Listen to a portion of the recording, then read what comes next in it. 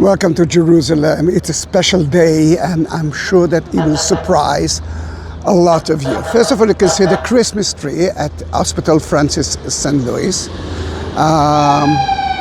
can see the Magen David Adom, the Israeli ambulance. We are in Jerusalem, my friends. And you can see the walls from the 16th century. Now it's January 6th. Look at the sky of Jerusalem. You ask me from time to time, is it cold in January? Well, it is cold, but it's amazing. I prefer it than July. And why it's a special day in Jerusalem or in Israel? Because we are celebrating today two holidays. The first one, Epiphany. The Catholic Protestant Epiphany, the Christian Epiphany, which is called, another name for it is little Christmas. And if we're talking about that, it's Christmas Eve as well.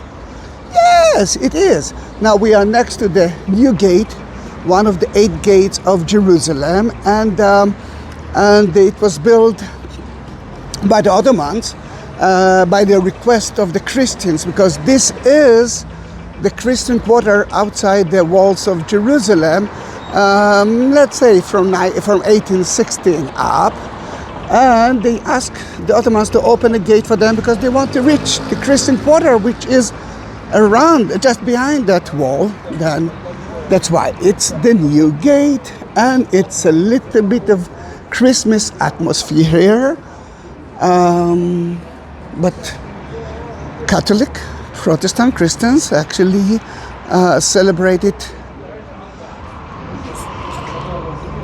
at December 25th, and this is this January 6th, because it's now the Orthodox Christmas. Then one side Epiphany, the other side Greek Orthodox Christmas. Then Merry Christmas, Happy Holidays to everyone. And you can see the Christmas tree here. Usually that's supposed to be the last day of Christmas tree in the beautiful French school. But in Israel, the Israeli government built so many Christmas trees that will be on until January 19. Because January 17, 18, it's the Christmas of the Armenians in Israel. Then in that case, we are celebrating 3 Christmases. And we have only 2% of Christians in Israel. And still, it's a holy thing to celebrate in this beautiful country. Oh, I don't know, someone asked me about cats. And he said that he didn't see a lot of cats in my videos. Then can you correct him? I'm a cat person.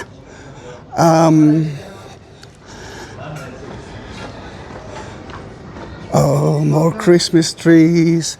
I love that street. It's called the New Gate Street, Bab El Jadid, which is actually the same translation. We are in the we are in the Christian quarter of the old city. We have 4 different quarters. The Jewish one, the Armenian one, the Muslim one, which is the biggest one, and the Christian one. And we're here. We're heading to the Church of the Holy Sepulchre, and I want to do that quick today because I want to go back to Jaffa to celebrate with the Orthodox Christians of Israel in Jaffa. Inside the Christian quarter, there are different neighborhoods by itself. One for the Catholic, one for the Greek Orthodox, one for the Melkite, one for the Coptic. You got it. Then, if I turn left one, I will reach the Catholic quarter. That's for you, Betty. But the Orthodox is celebrating Christmas today, then, Margaret. I'm using your cross now, Betty. I'm sure that you will accept it that day, although it's Epiphany, happy Epiphany. Then Margaret, this is your day.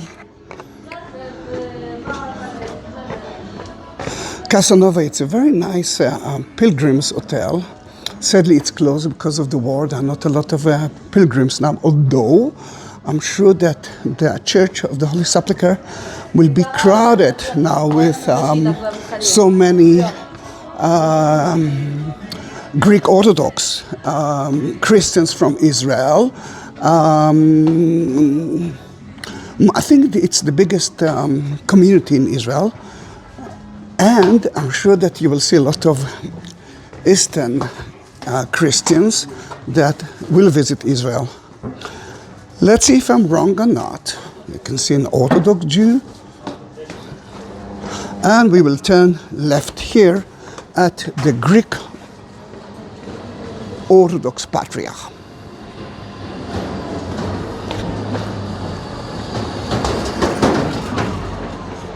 Celebration. It's a little bit chilly, but I'm not using a coat. Mainly because it's a little bit chilly, not so something to roam home about. Now, the Church of the Holy Sepulchre. Oh, you can hear the bells.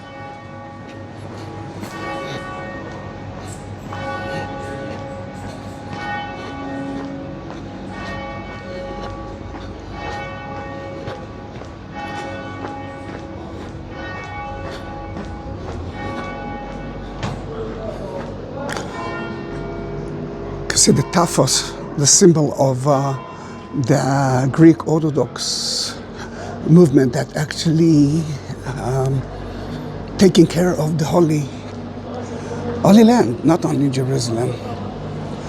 I'm sure that tonight it's going to be lit. It will be more beautiful, but I must say that I'm a little bit disappointed. I'm not.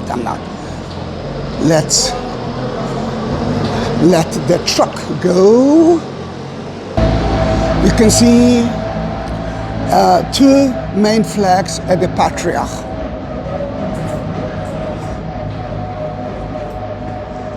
One is of Greece, remember, it's a Greek Orthodox. The other one looks like Denmark, looks like Britain, but it's actually the symbol of Greek Orthodox in Jerusalem and in Israel.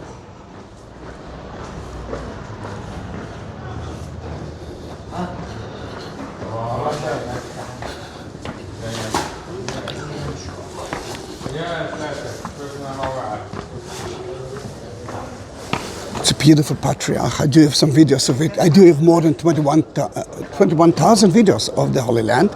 Then if you want to see what's happening in the Greek Orthodox Patriarch, just write me a message. I want to see more. And I will try to, I will add a link to the comment of yours.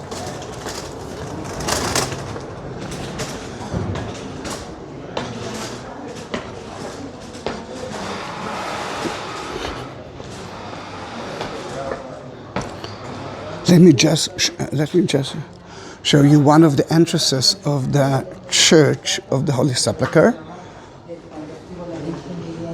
It's called the Arch of Virgin Mary, and sadly the Muslims blocked all of the gates except of one, and this is the gate that we will enter. But look how beautiful it was deeper than that, of course.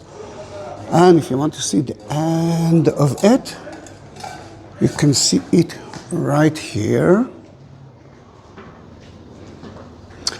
The Muslims actually blocked the church. They two mosques on both sides of the church, and even the keys to the church belongs to the Muslims, not to the Christians.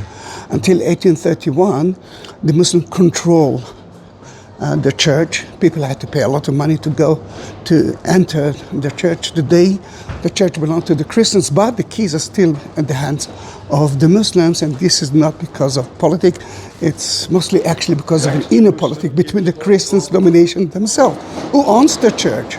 Is it Catholic Church? Wait a minute, where's my Catholic cross of Betty?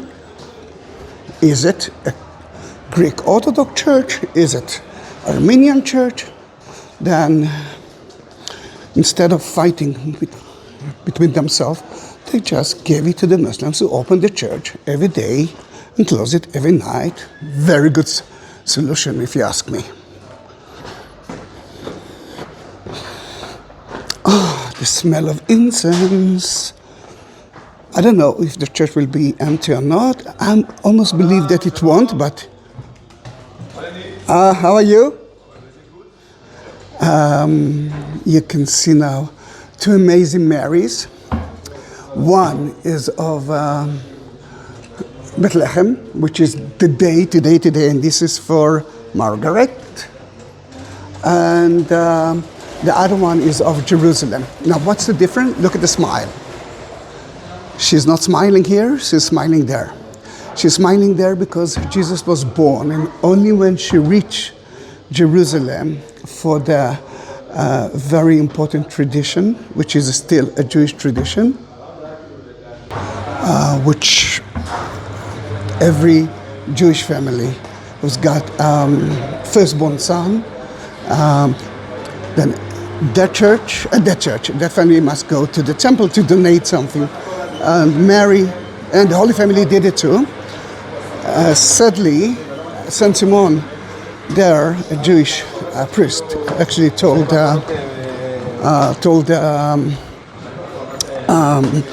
Mary that a son will die in front of her eyes. It will be like it will be like a spear entering into your heart. He said, guys, from that moment she never smiled. We are reaching the facade of the church. It looks totally empty. Not supposed to be empty. It's not supposed to be empty. Where are the tourists? They are renovating the church floor now. Then you can see a lot of evidence of it. You will hear a little bit of noise, but look how beautiful is that church. Winter time, winter time, winter time, winter time. Love it. Wow. Where are all the Russians? Where are all the Ukrainians? I'm sure that they will arrive. Where are all the...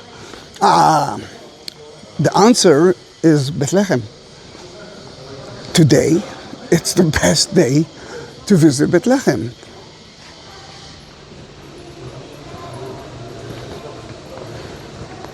And let me try to enter for Margaret and Betty. I'm not sure that they will let me, but let me try to do that.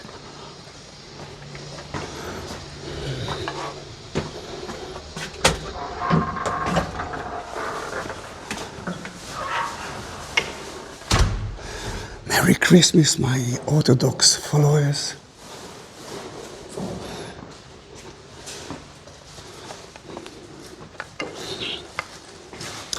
According to the Orthodox, this is the place that Mary Magdalene saw the resurrection of Jesus.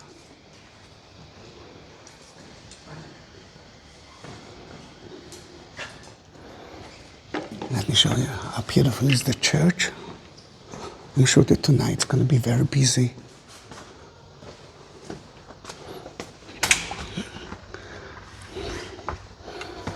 Look how beautiful it is. This is, I think, one of the oldest iconostasis, wall of icons in Jerusalem.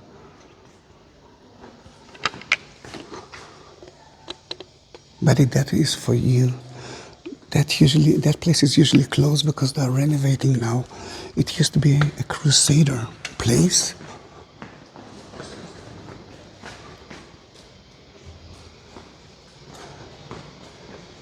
Merry Christmas.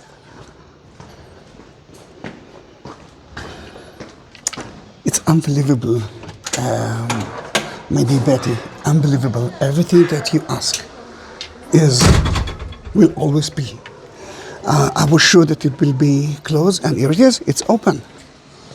Tidadam, tidadim, tidadam. Then if I'm here, let me take a short video for you as well. I will visit the most important places. Wow, it's warm and nice. I'm so happy that I didn't bring my coat. Now, the facade of the church is from the end of the 11th century, the beginning of the 12th century, but I want you to see the ladder right there. That actually shows you the tension between Christian dominations in their church. The church belongs to the Greek Orthodox, Armenian, Orthodox churches, and Catholic, of course. The Armenians got 2 windows. I mean, they've got more than that, but those 2 windows belongs to them, and they wanted to clean the windows from the outside. They took the ladder and started to clean it. But the Greek Orthodox came to them and said, "Who told you that the facade of the church belongs to you?" Until they figure out who owns the facade, the ladder will be there. There is a status quo now. They cannot change a thing. And look at that beautiful family. I believe that they are Orthodox family, and they're standing next to one of the entrances columns. And you can see the creek there. The creek actually tells us, wait a minute, then in that case, the creek actually tells us a story, and again, a tension between Greek Orthodox and Armenians.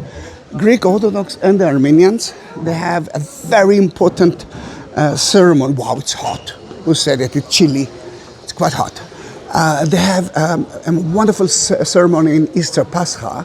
On Saturday, holy fire went all the way down from heaven straight to the tomb of Jesus. But the Armenian bought it from the Ottomans, and the Greek Orthodox couldn't enter.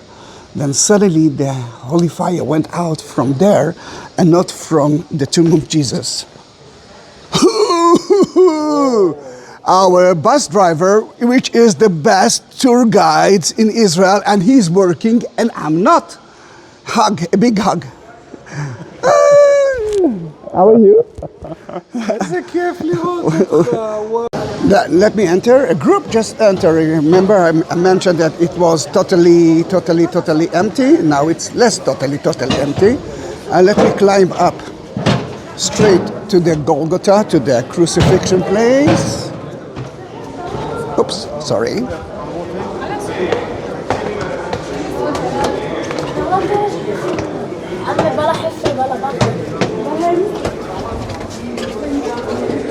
And I just reached the empty Golgotha. Totally empty, but let me first bless those 2 crosses at the Golgotha, because there's no line except of 2 people. See the short sleeves. This is where Jesus was crucified, and is not entering, is entering. Then you can see John. Mary is the other side, and Jesus is on the cross with his sinless Jesus from Nazareth, King of the Jews.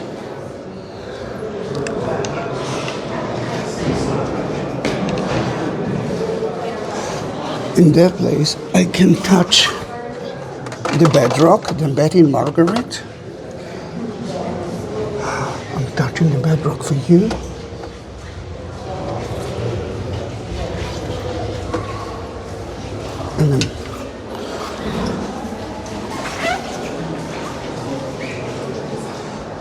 And now when sorry. And now when I've been there, I can talk about it. The Golgotha belongs to 2. That part belongs to the Catholic. The other part belongs to the Orthodox, mostly to the Greek Orthodox. But let's start with the Catholic. You can see me. My name is Zahi Shaked. Zahi is shortcut of Isaac, and you can see my father and I on top of Mount Moriah. The angel Gabriel came to my father and said, "You don't have to sacrifice your child." And here I am, alive and kicking. This is why they stripped Jesus just before they crucified him. It's almost the end of the Via Dolorosa and the first station inside the Church of the Holy Sepulchre. It's called the Frank Chapel. And right here you can see where they nailed Jesus into the cross, and look how beautiful the altar is. It's from the Medici family from Italy, Florence, if I'm not wrong. Just look how beautiful and sad is that mosaic wall. You can see the face of Jesus, the agony, the sorrow and the agony of his mother, and Mary Magdalene is anointing the feet of Jesus, and you can see the Roman soldiers nailing Jesus into that cross. Who was with Jesus at that moment? You can see John and the women of Jerusalem, and you can see that it was outside the city walls. Now this is a problem, because today that's Betty's and that's Margaret. There are two sisters, my friends, and it's beautiful to see that every sister choose a different cross. That actually makes me happy, because I believe that everyone who believes in Jesus is supposed to be together and not against each other, like we started the tour with that. Remember the ladder? Remember the crick in the wall, in the column? Then in that case,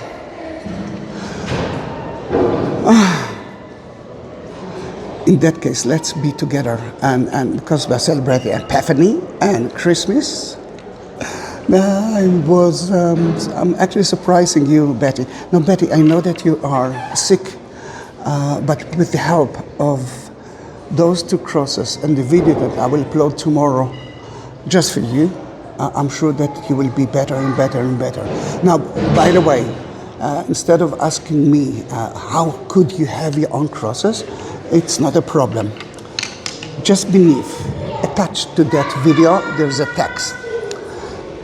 Click on it, and you will see information about the church and about me, and you will see two links: buy me a coffee and PayPal.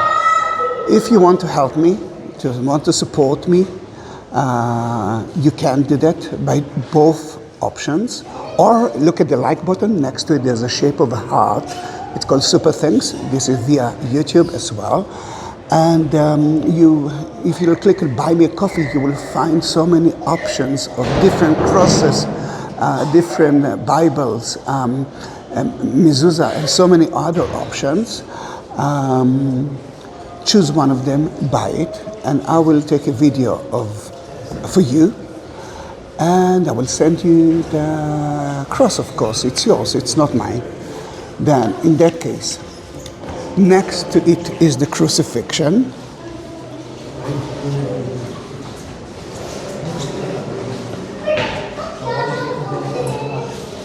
John is to the right of Jesus. Mary is to the left. While Jesus was on the cross, he asked John to take care of his mother. Heroic. He is suffering and still thinking about his mother. Without him, without his help, I'm not sure that Mary could survive. In front of Jesus, you can see the menorah, which is a Jewish symbol of the temple. But Jesus is God, and this is the temple. Then to have a menorah, it's obvious. Beneath, you can see the bedrock of the Golgotha, the Calvary, and it's covered with Jerusalem, with a glass, because of people like me that want to take some souvenirs.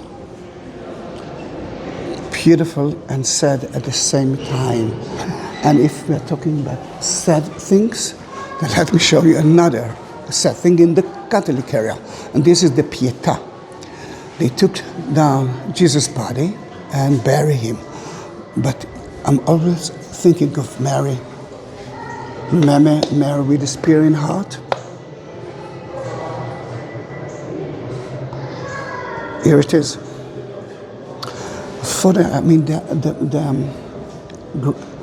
Calvary is mostly at the Greek Orthodox chapel, but there is one place that belongs to the Catholic.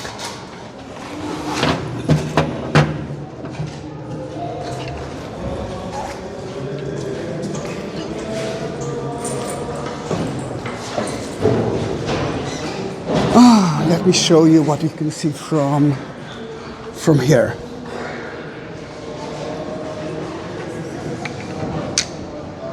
You can hear the Greek Orthodox chanting. It's remember Christmas Eve.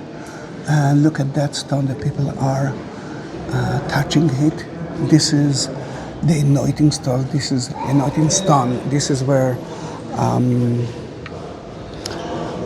they put the body of Jesus after he died. And look, someone is nesting here.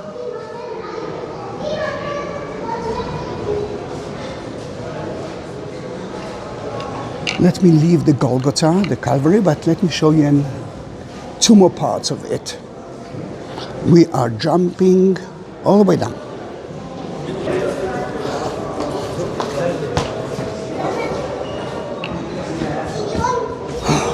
Oh, let me see if he will let me enter. And let me see. It's all because of Betty. Can I go to bless? Can I enter, please? Thank you. I am so happy.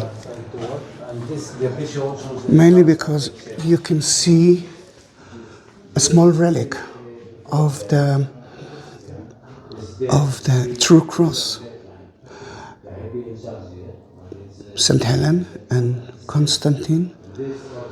Wow, unbelievable. Unbelievable. The true cross, and there's so many evidence, so many relics all over.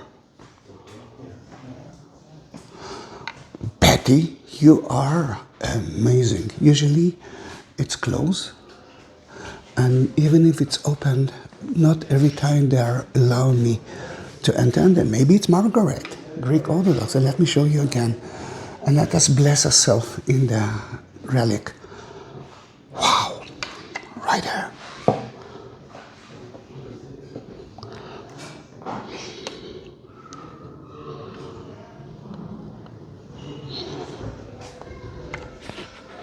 Let us pray for half a minute.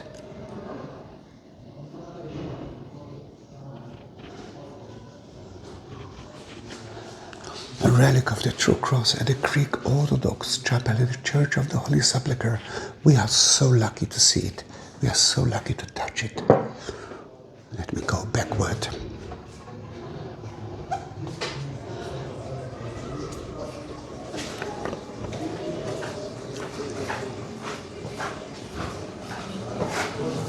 Merry Christmas, Abuna. Merry Christmas.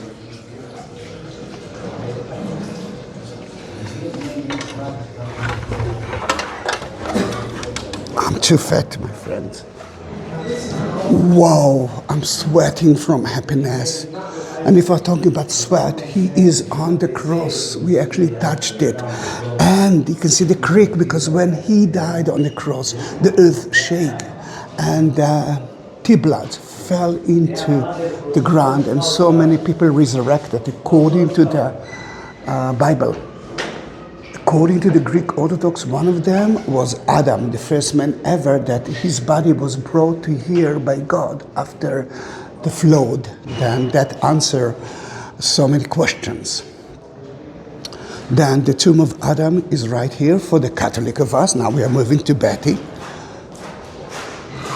This is the tomb, or used to be the tomb of 4 first Crusade kings, right here. And if we're talking about the other 4, just beneath that amazing mosaic wall that describe the tomb, the crucifixion. You can see that it's outside the city, according to the Bible. The place that they anointed the body of Jesus, and the tomb itself, which I want you to remember that it was a cave, a rock-cut cave. That's how the Jews used to bury their dead. The rich one, the small ones, just small hole in the ground and that's it. Then let me bless the cross.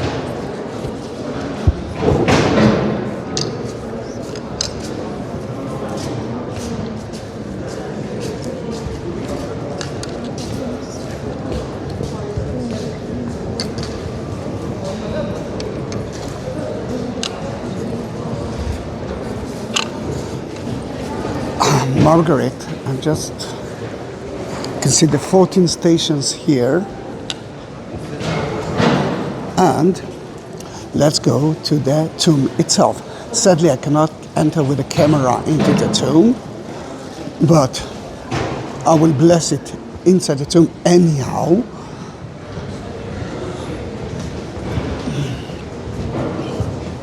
This is the most crowded place of the church. You can see the tomb, but before that, Betty and Margaret, I'm going to light candles for you, just like you asked me to do at the Armenian chapel this time. You can see there, remember we talked about the Holy Fire, that every light here is from the Holy Fire. And as I remember, I mentioned Greek Orthodox followers. It's a little bit disappointing because it's really empty. The ceremony, as I believe, just finished, and most of them will go now to Bethlehem to continue visiting here. And because it was the hand of the chanting, I can enter. I cannot enter. No, go back. Cannot enter, it's closed, but it's still, you've been a little bit at the Katilokon. You can see now the tomb of Jesus, and you can see how empty it is. The third chapel with the candlelight is the place that the angel took care that no one will steal the body of Christ. The inner part is the tomb himself. Now, it wasn't like that. Remember, we talked about a cave. Then let me show you how a Jewish tomb or a Jesus tomb used to be look like, but it's not Jesus tomb that I'm going to tell you, although there are some rumors of some believers that it is.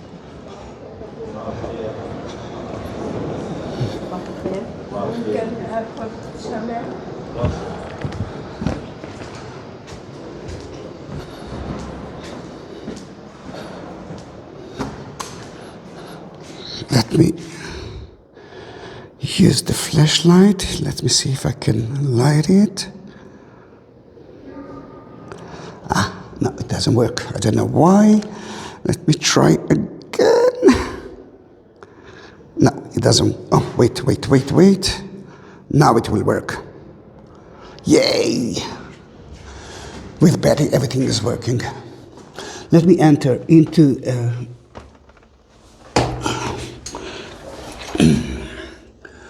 Jewish tomb from the time of Jesus. You can see here two chambers, two niches. There are more. You can see that that one and that one is sealed, and the other one is sealed too. They used to bury the dead there, and if there were no more places, they used to take out the bones, put it in a small box by the name Osri, and then bury someone else instead. Why it's very important for me to show you? First of all, to show you that that church used to be a cemetery area. They used to bury their people because there are two options of the tomb of Jesus, and I promised a friend of mine to go to visit the second one, the garden tomb. And I'm not going to argue which one is the true tomb because I believe that both places are amazing. And then the second reason why it's very important for me is that the Bible mentioned that Jesus got a tomb that no one used before.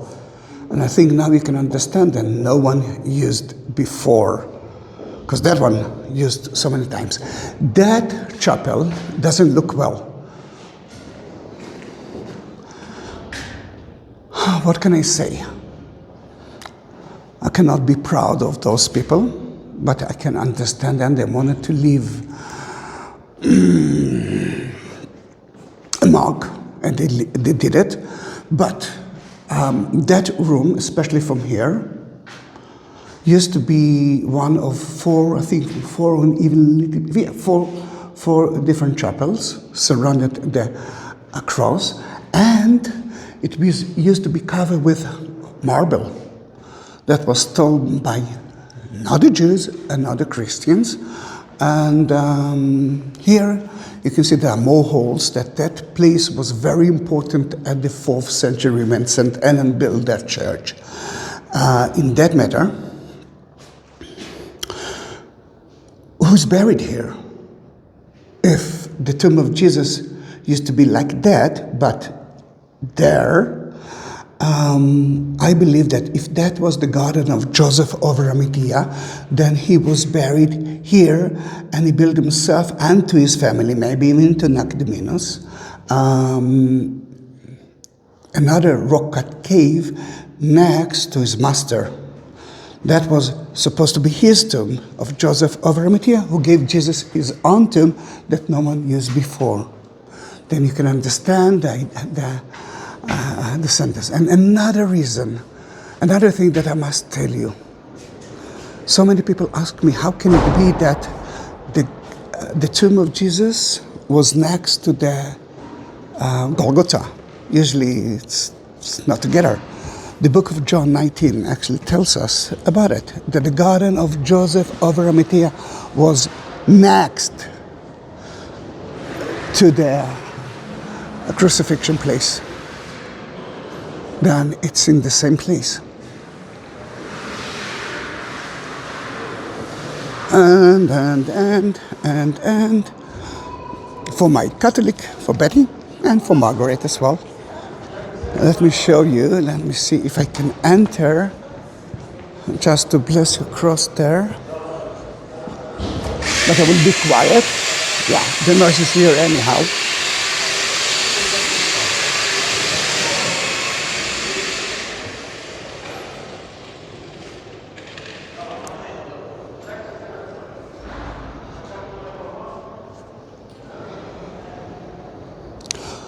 What's the difference? This is not a nativity anymore. It's the Epiphany.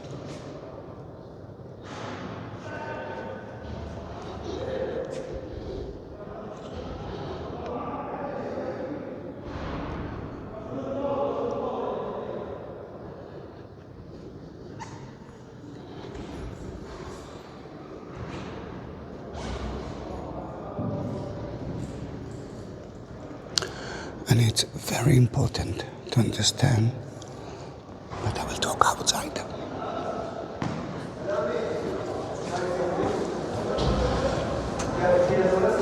When Jesus was born 12 days ago, it was the human nature of him. But now, after he met the Magi, you could understand that he is not just a child, he is God, he is divine by himself. And you saw him as the king right there. If you watch my videos of Christmas time, you could see there the nativity. And just for the information, the church is not inside the church you won't see a lot of decoration for Christmas, although it's Christmas Eve, mainly because this is the status quo. Inside your chapels, you can do whatever you want. That one is a Catholic chapel. Then they can do that. But they won't put, let's say, Christmas tree right here, because although it's still a Catholic place, it's right at the center of all the church's public area. If we are talking about women power, Margaret, Betty, this is for me not less an important place. Remember when we started the video, you saw the Greek Orthodox option of the resurrection, the meeting between Mary Magdalene and Jesus? Then here at that church, the Catholic church, the Catholic chapel, you can see the same thing. Then the video for you, Betty and Margaret, is from Mary Magdalene to Mary Magdalene, two options which are very close to each other. Guys, that was, I'm not sure that was a short video, but thank you very much for being with me. Don't forget to subscribe to my channel, and if you want your own crosses, go into buy me a coffee or send me a link and I will send you the link itself if you want to find it. And if you reach the end of that video, please, oh, don't go away, please.